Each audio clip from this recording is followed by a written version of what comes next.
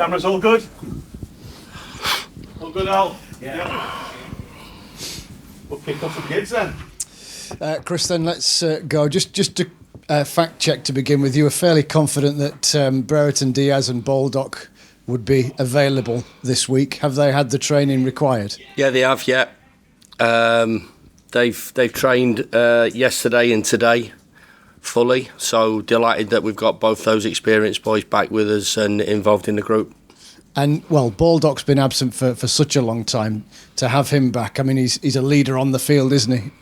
I think when you talk about Premier League experience that we've been lacking, and talking about the likes of John Egan Basham, Tom Davis not being involved, Ollie McBurney, not as much as we would have liked to have him for selection, but certainly George, knowing what his characteristics are, his personality is, I think we all know, having watched him and managed him for a number of years, we're absolutely delighted that he's back in the group, and it gives us a big boost.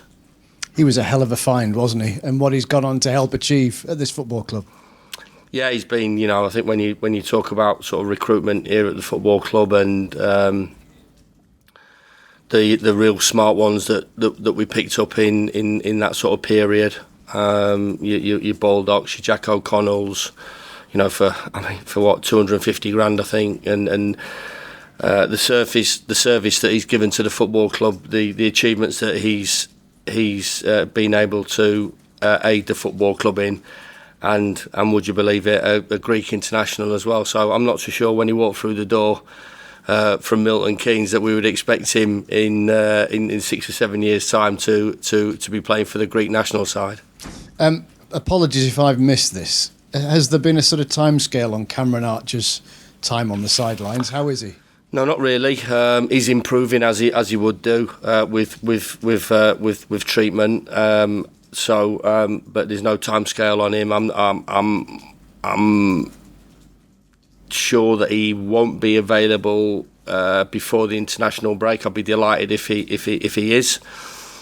Obviously now with that changing and the Man United game being rescheduled, it does give us another week to get the likes of Cameron right, Anis right, and a couple of the others to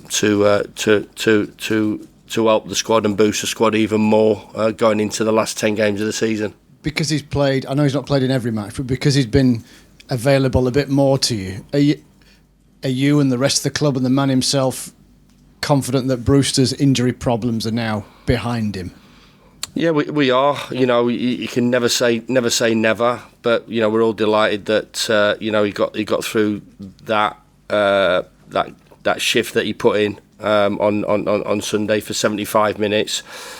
We wanted to keep him on the pitch as well because he was a threat going deep into the game. No reaction. Players had a couple of days off and back into work. He trained yesterday and he trained today and not feeling anything. So he comes through. You can never say never because obviously there is a little bit of history involved there. But he deserves a break and he deserves a little bit of luck going forward. And I think even the most negative of Sheffield United supporters will hopefully wish him all the best because he certainly deserves that for the amount of effort he's put in to get himself back fit. Have Robinson and Souza shook hands?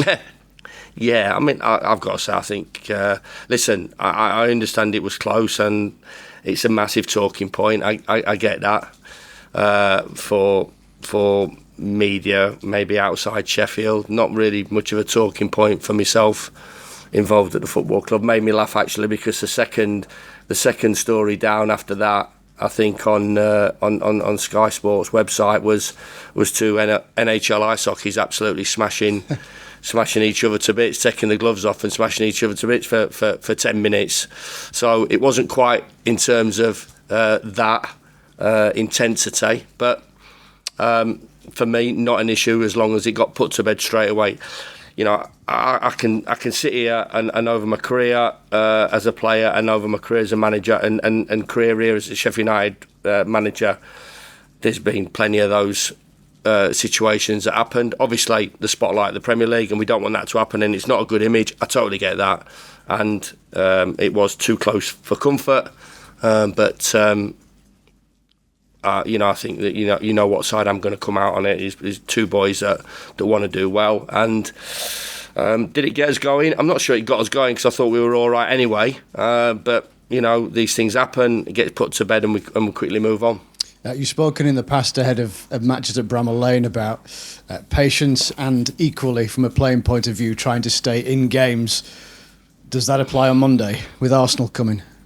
Well, yeah. I mean, it can't be just one way. We talked about that when we first walked in. I think the Liverpool game was a key one, that we have to get that balance right. We just can't sit back for 95 minutes. We might get pushed back in at times, and we have to accept that. But we want to be a threat the other way, and we want to put attacking players on the pitch as well. So we want to give them some problems as well. But as I said, I don't think it needs much explaining the form that they're in, the players that they've got, what they're doing, and what they have done over a number of years, how they've built and how they've moved their squad forward, and kept evolving, and kept improving, and to put themselves in a position where they are is not fluke. There's a lot of hard work off the pitch goes into that, and certainly a lot of talented people involved off the pitch to give that team the opportunity of producing those performances and those results that they are. They're massively in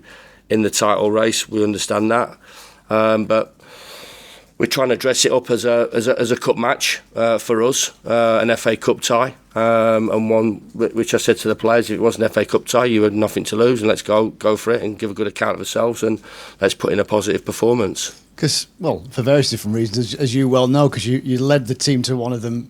Arsenal at home in the top division is quite a thing for this football club, and victories, because I can't imagine at any stage across that piece United went into the game as favourites, yet they were victorious. Yeah, before me, obviously that period where we had two great results away at the Emirates when Flecky scored, and late on, where we were in the game right the way through, and obviously the home game was a great experience, and they're the standards that we need to match. We need to certainly match them on the pitch, and it allows off the pitch to get that back in that hopefully we'll get.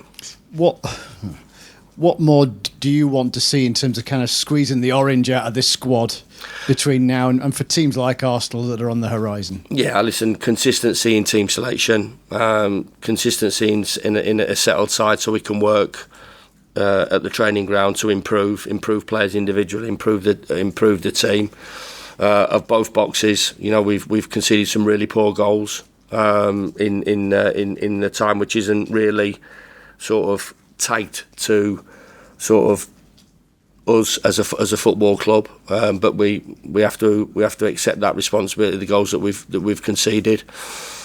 So does that go hand in hand in terms of the work on the training ground? Most certainly. You're chopping and changing. We talked about the Luton Town game. We come away from the Luton Town game and get a really good positive result, and we've got two players, one definitely out for the season in Max Lowe, and another, that I'll be surprised if he comes back before the end of the season. So those are the little bits and pieces that are happening to us.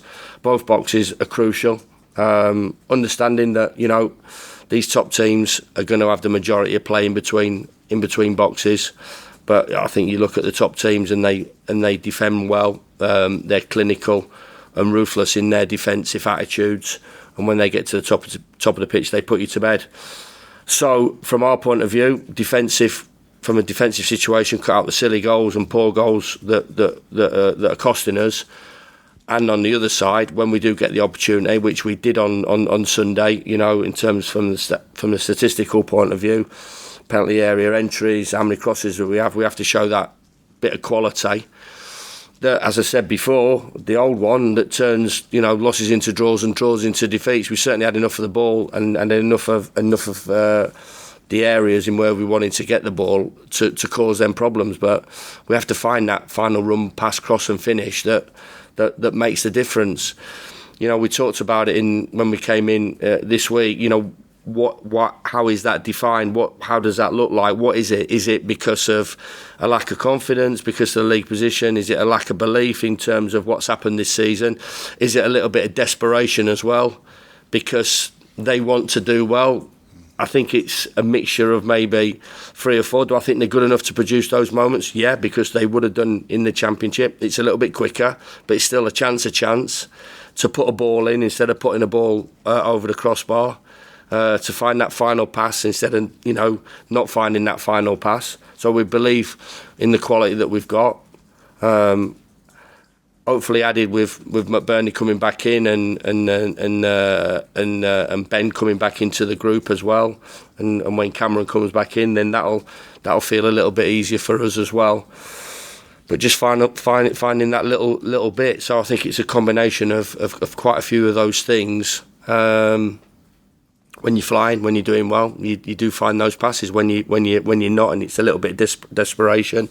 So we need to come out of that sort of feeling. And out of that area that we're in at the moment, if we are gonna score goals and get what I believe we should have got out of the game, which was certainly minimum a point. So, thank you very much. Cheers, Andy. Hey, Damo. Just the one. You've spoken very favourably about some of the young kids coming through, that featured on the bench, people like Arblaster and so on. How tempted are you to throw some of them in now at this stage of the season, or is it just a time for sort of cold experience? Yeah, well, they're getting experience because they're part of the first team, so they understand how we roll as a staff and what it's like to be a first team player at a Premier League football club and at Sheffield United. So they're getting to grips with that. So that isn't always easy. The day-to-day expectations and standards that we're placing on those players. That doesn't mean that they don't have that in the academy. I've got to say, the work the academy does is fabulous, and will continue to produce players, no doubt, dominating our area and producing really good footballers. Now the big step up is into the level that we're playing at. So the boys are learning every day. The Arblasters and the Brooks and the Souzas, in terms of the coaching, in terms of who they're training with, the environment they're in, and the standards that are set. I think going back to your question, Damo, yeah, I mean, listen, it is tempting, and I suppose, there'll be a few people that want us to chuck them in, but I've just got to get the balance right as well. And maybe if we were playing with a little bit more belief and a little bit more confidence, that would ease them in a little bit easier and make that decision a little bit more easy. But as you can imagine, it's still a situation. It's a pretty difficult one to deal with. But if I feel the time is right, I think, I know I'm bold enough and brave enough to do it, and we'll get on with it. Cheers. Any more for the live stuff?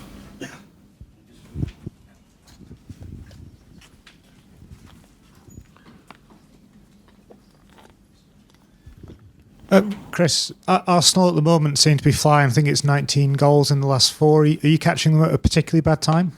Seem to be. I don't think the word seem, is it? They are. What would you rather do? Would you rather be playing a championship game on a Monday night, or would you rather be playing Arsenal in front of the world and playing against world-class players and a team that's absolutely flying?